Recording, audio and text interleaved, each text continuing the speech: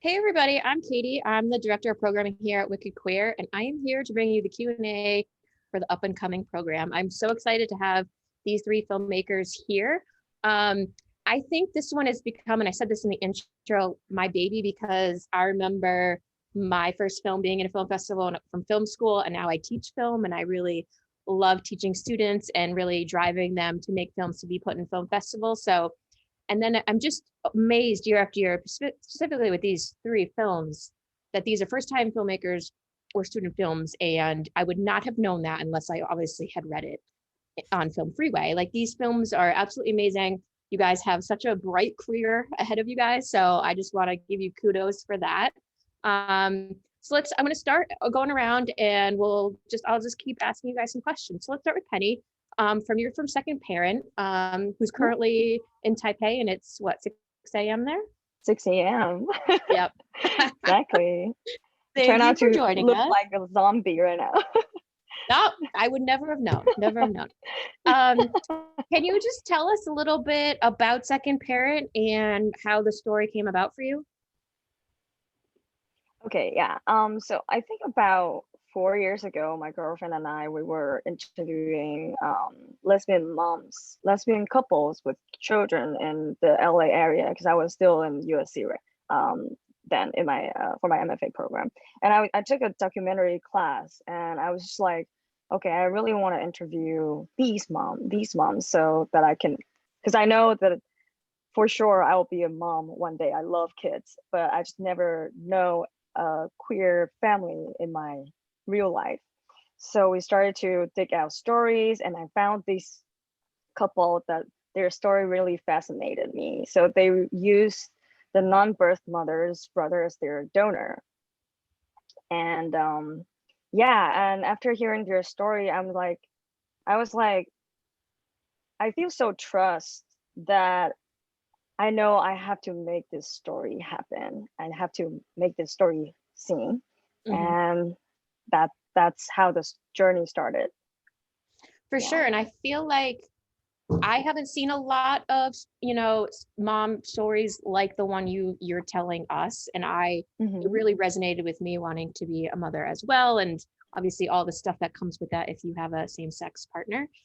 So from that, did the story come from that they used the brother, and then did you take that and kind of made the whole story around that?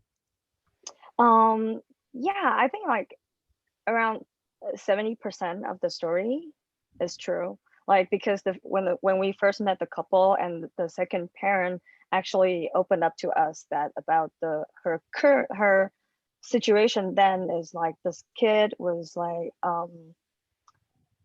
she was just going through this phase that all she wanted was her mommy, which was her birth mom. And like everything she said, everything she did, just actually it hurt this mom, but she knew that she didn't mean to do it, but she couldn't help but take it personally. Like Mhm. she couldn't just help doubt that, oh, if this be- is this because like that I'm not as close to her as my wife. And like, yeah, like a lot of things she said to me was my first time hearing it, and I was mind blown.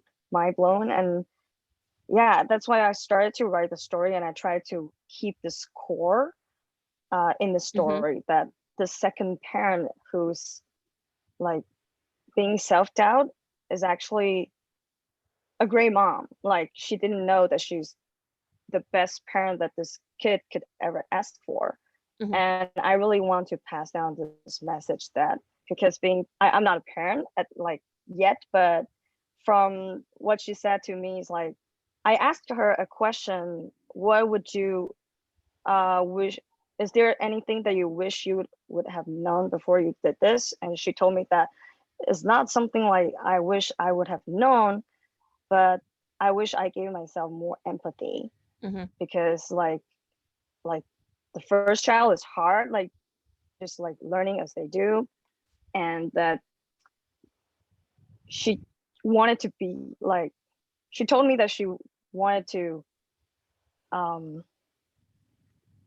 I don't know, be kinder to herself, if And I feel like that things comes, could that start definitely, again. Yeah. yeah, that definitely Yeah. comes off in the, as far as Hmm. how you edited with that character. Great.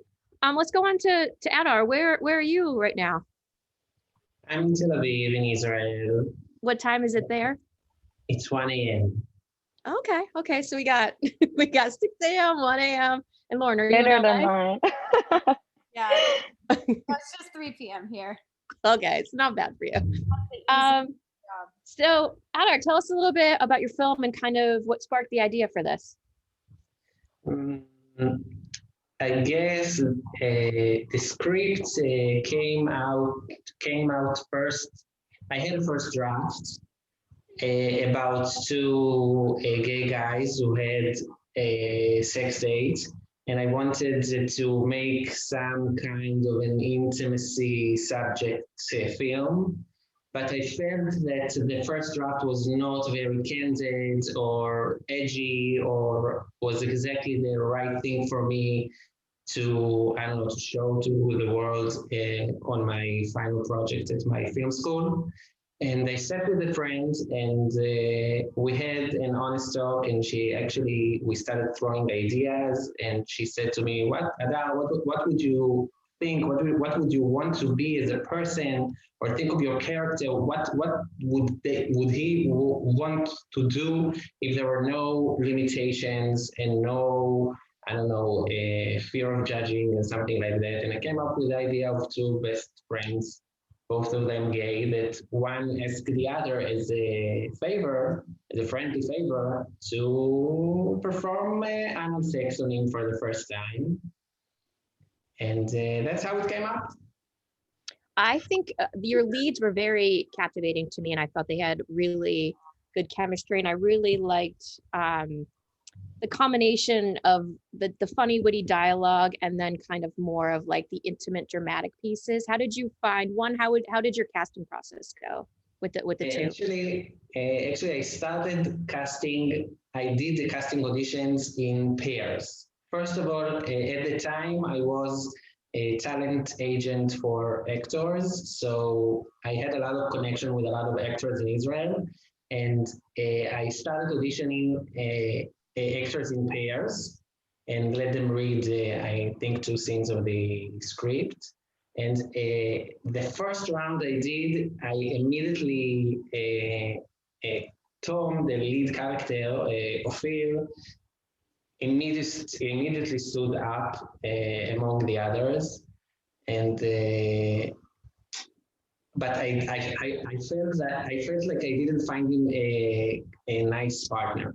And I started another journey, this time with Tom, to find him a partner. And actually it took quite a while, I think a few weeks. I think Tom did a matching auditions, I think, with about 20 actors, which is considered a lot, especially for a student project. But eventually, Avi, the actor who plays Ariel, came, and the minute they sat together, you can tell they spoke the same language, had the same mannerism. The film was actually, I don't know, becoming real in front of my eyes, and it was beautiful to watch. And they are great. Not only they are great actors, they are great human beings to work with, which is also very important. And I had a great time.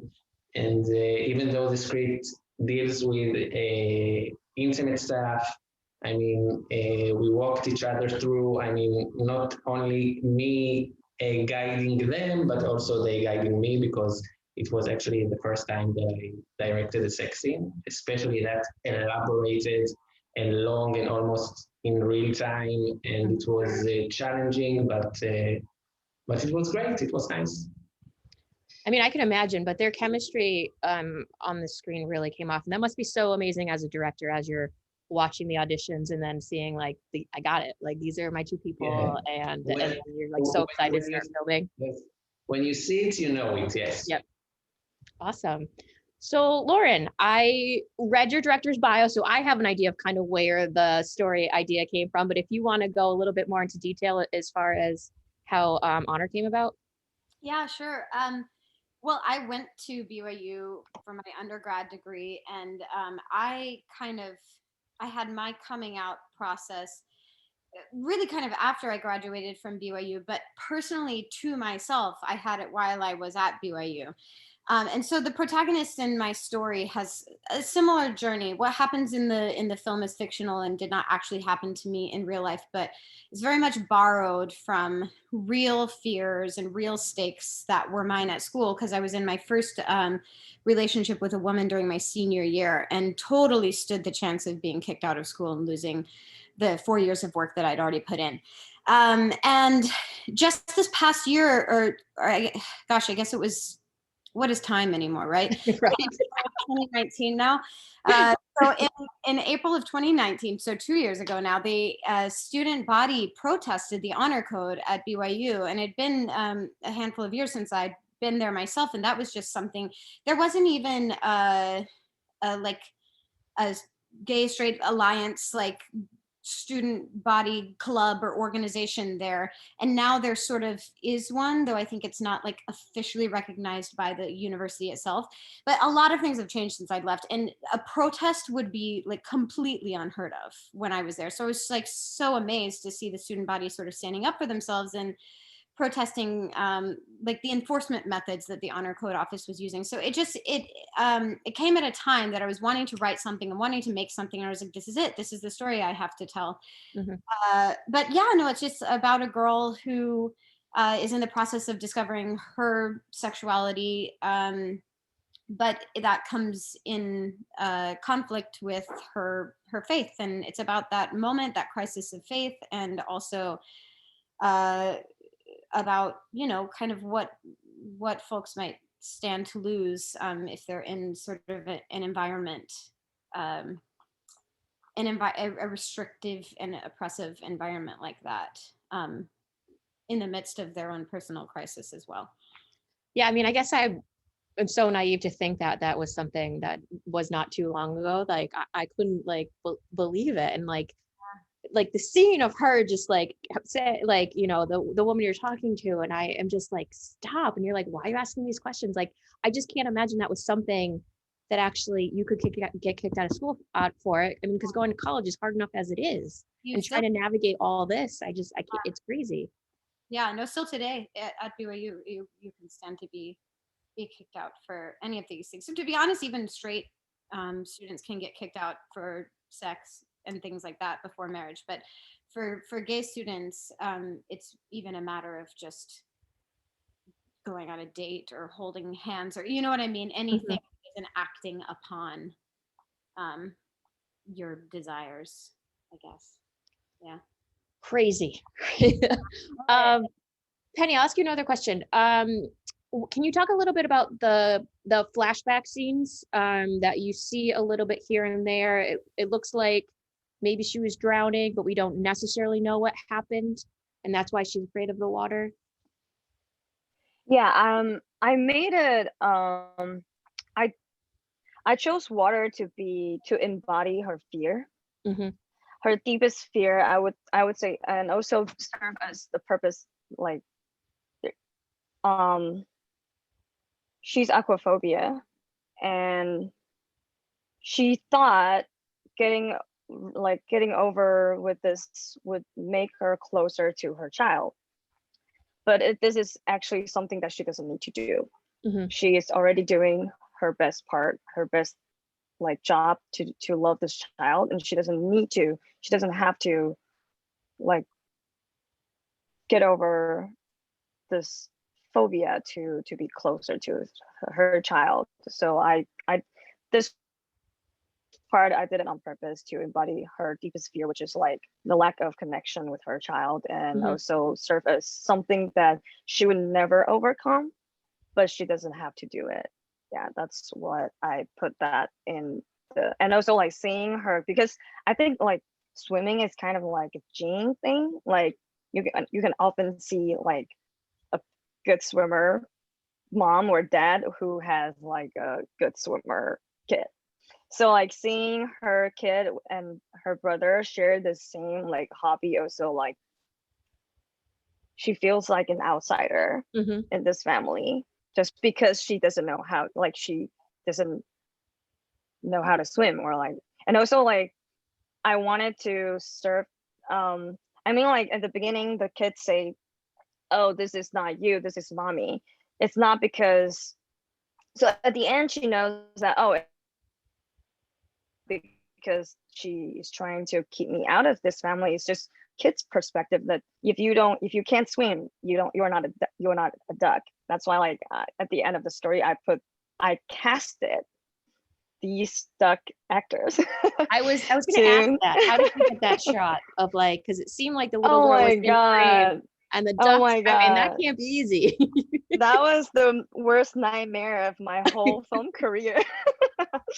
You know, like that shot cost me a lot, not to mention like we had to, you know, like 2 days before we filmed the scene, like we realized that, oh, like the park called us and say, oh, because the quarantine, there's like pre-COVID situation, the quarantine of the these birds, like we have to, if we bring our own animals, that we have to make a 6x6 fence, and we can only shot inside this fence, like this square. So I put my actors and 3 ducks in 6x6 square, and then we have this like, so we have like around this big hole like on the fence, and I have to like ask my DP to like stuck like the camera in this hole so that it won't show that we're like kind of like in a jail. Yeah, I have so never many known that. yeah, look closely, you'll find that, you know, you'll see the fence blur, but exists. Awesome. Yeah. Cool. So Adar, I'm going to ask a little bit about the ending, and because you kind of go from the very intimate scene of him wanting his friend to do this, and then he ultimately stops and rolls over, and just the look on his face and him looking at his neighbors. Can you just talk a little bit about that? Yes, I think what I tried to convey is that Ophir, on that specific night, think that the one thing that will solve all of his problems and will probably make him feel like a normal gay, if there is such a thing, is, I don't know, to be like all the other gays he sees around him and to perform anal sex, but he is obviously barking at the wrong tree, and as they eventually do it, I think it gives him pain, not only physically but also emotionally, and he wants to stop. And he actually realized that that's not the thing that will make him happy or satisfied or feel belonged to the gay community. And he looks at the neighbors as like they represent something that he wants to be like, and wants to be a part of, and he wants to be with them on that balcony, and I don't know, chit chat and kiki and stuff like that. And he realized that that he failed. That he failed to do, I don't know, what he thought that would make him feel like he belonged. And I really, really love the fact that the first sentence of the film is actually him asking her, would you please fuck me? And actually the last sentence of the film is, can you stay for a little bit longer because I don't want to be alone. And actually, I think when you put down all the masks, that's eventually what he wants. He doesn't want, I don't know, to do something that he doesn't feel comfortable with. He just wants to feel that intimacy with someone, with a peer, with someone that's like him, and gets an emotional hug or maybe even a real hug. And but to tell you the truth, a lot of people that have seen the movie each and one of them has a different interpretation of what's really happening, and it's really, really interesting because to tell you the truth, there was another scene that we shot, a continuing shot of them in bed having an honest conversation. Mhm. But as me and my editor figure out actually to end the film when it ends now, it actually gives more room to interpretations, and I don't know, maybe if I'll ever do a sequel, which I'm not up to at the moment, but we will see what happens with them. But I wanted to give that feeling of unknown and not really sure what happened with both of them, uh, but to hopefully make the audience feel or feel need for intimacy. Yeah, I mean, I definitely like the ending. I just like just staring at him, and it's just that close up on him, and he turns. I thought was beautiful, and I read it. It was regret that this is something he was pushing for, thinking that this is what he wanted, and then realizing it's not. So I really liked the kind of the open ending interpretation. I would be interested to see the rest of the scene though, just to see it. You can send me the director's cut. It wasn't that good. Lauren, can we talk about kind of the editing of the juxtaposition of her, you know, having to tell what happened intertwined with like her actually being with a woman for the first time? I really liked the back and forth, and I thought it really escalated the story well. What was always your thought process of how you were going to put it together? Yeah, I guess somewhere along the way, I mean, there was, very, very early drafts that were a little bit more linear. But at some point, it became clear that the bulk of the film should just be the scene in the office, the interrogation itself. And I guess the juxtaposition for me, I just wanted, because you had, if we're looking at like right versus wrong, which is very clearly what in the office she's trying to get Lane to see, is this like black and white, right and wrong answer. And then that office is supposed to represent the right way. Uh, but you're actually kind of like sort of the coldness of the office in juxtaposition with the warmth of like the encounter and the memory of it in Lane's mind. But there's like a whole lot of gaslighting that happens, and honestly, I don't think that it's intentional. But in terms of it, like a memory is really just what we our own perception of an event that happened, right? It's already not the truth and not quite, like it's already blurred. It's already like got uh sort of a perspective or a bias on it, right? And then so many things can start to color that. So I wanted to see Lane desperately trying to hold on to something that had felt right and had felt good and had felt like warm and true, as she was starting to get like knocked down and pegged down and forced to kind of question herself about what had even happened. And so I don't know, I guess it's just for me just the juxtaposition of this like invasiveness, almost like where the consent was lacking was actually in the office, not in the encounter. Totally. Yeah, and for me, the best way to do that was just to be in the present in the office and to bring us back into Lane's memory of her encounter, and to try and just feel like the conflict of that moment for her. I wanted a happy lesbian ending where they run off together when she gets out of the office, but you didn't give that to us. So do I. So I know. I was working on it with a writing teacher, and I think like that was my initial instinct too. And then she was like, "You have to break our hearts." But and then also I thought about it, and I was just, I remembering those moments for myself, and there were, I mean, I never found myself in the honor code office. Thank God, I got out with my degree, and then got to leap out of the closet and live my life. But in that moment, if you put me in that situation and I was trying to get out and I was going through my own crisis of faith at that moment, I can't say I wouldn't. I mean, my girlfriend at that time was not a student, so there weren't quite the same Yeah. stakes risks, but I don't know what I would have done. It'd be, I mean, it's such a hard position to A lot to lose. put Yeah. a 21, 22-year-old in for sure to Yeah. have to make that decision. Yeah. And she's not sure about any of it yet. She doesn't know. It's new to her. So, yeah.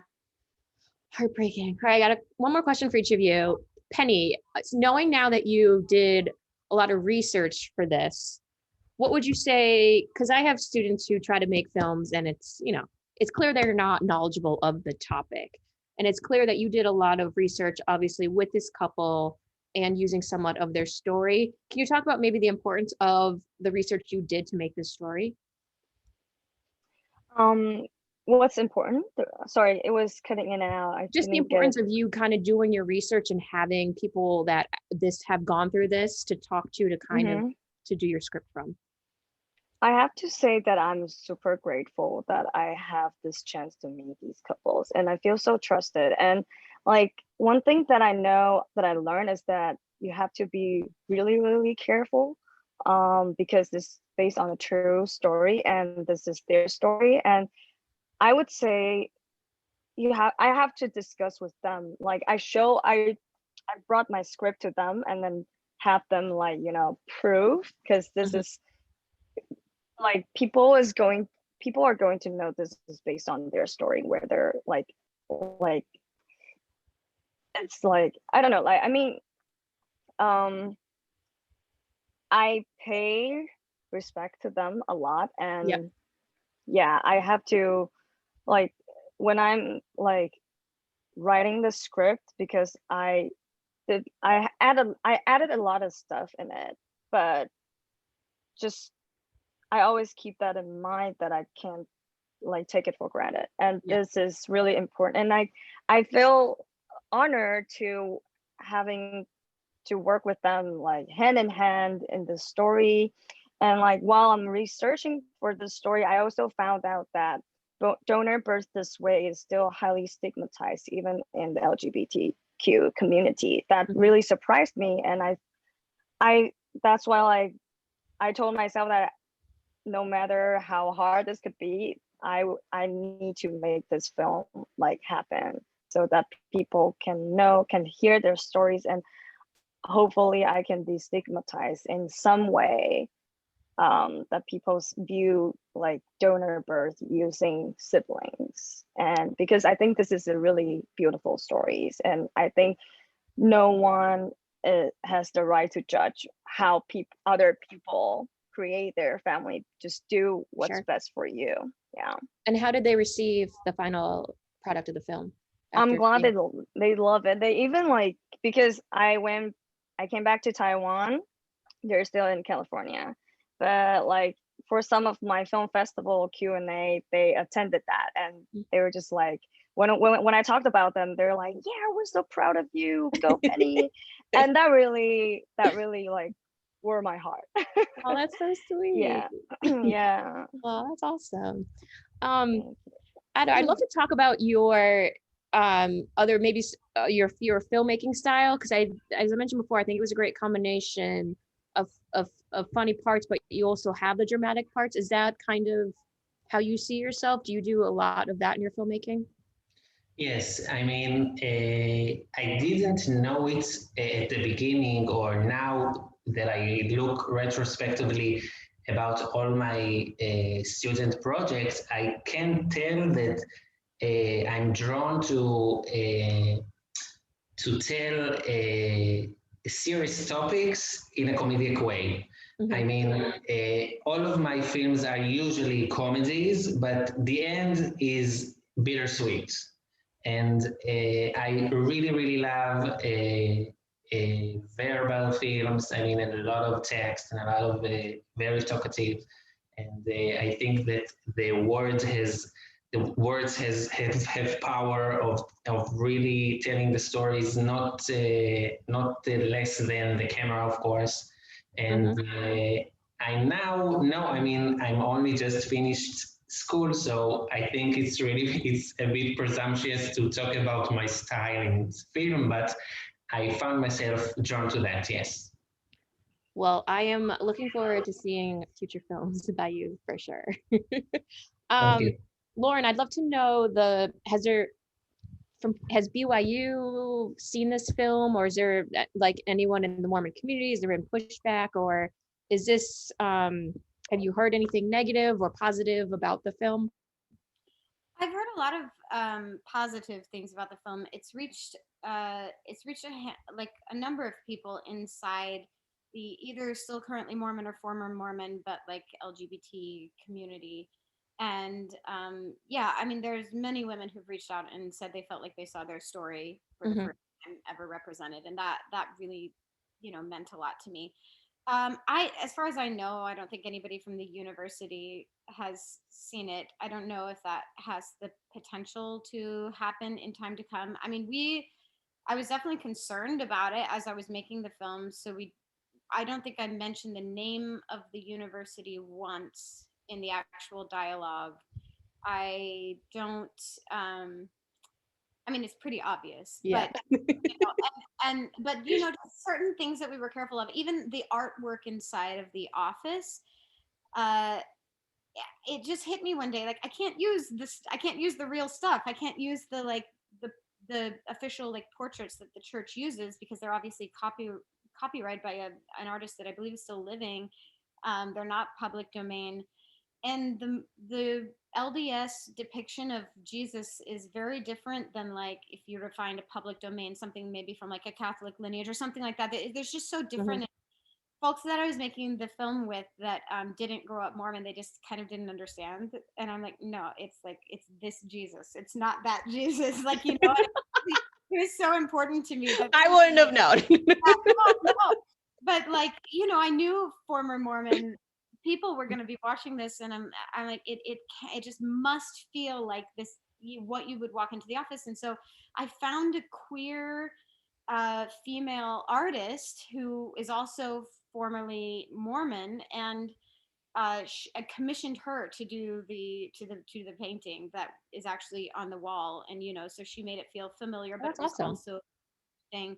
And so there were things like that we did just to guard ourselves in case somebody from higher up would see the film and be able to like pick at something to like tear it down, because it totally could have been like copyright for You're like, you can't kick me out of school now. got my degree. I went to grad school, by the way, in Cambridge, so I'm so bummed that we're not there in person this year. But Oh, where did you go? I was at ART on Awesome. yeah, the acting program there. That's awesome. Yeah, but in any case, yeah, so they can't take anything away from the film. To be able to touch the film. Lastly, do you guys have anything coming up that you want to promote, you're working on, anything like that? Or I know it's a weird time to be trying to film stuff, but Penny, do you have anything in the works? Yeah, I feel so lucky to be back in Taipei because I don't know if anyone knows, like it feels like a parallel universe right now. Like it feels like COVID never happened. I mean, yeah, so I have this privilege to direct another short. I just finished the principal photography like last week, and yeah, I'm working on I'm editing it right now. Yeah. What's it about?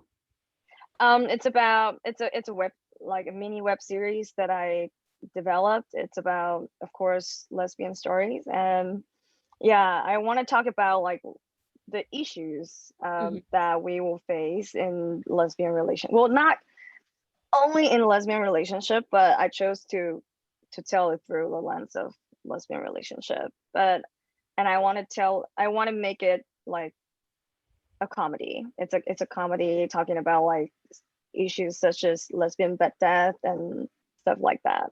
I feel like it's not brought up as often as it should be. Coincidentally, Yeah. I curate the comedy program, so send it over when you have it Sure. done.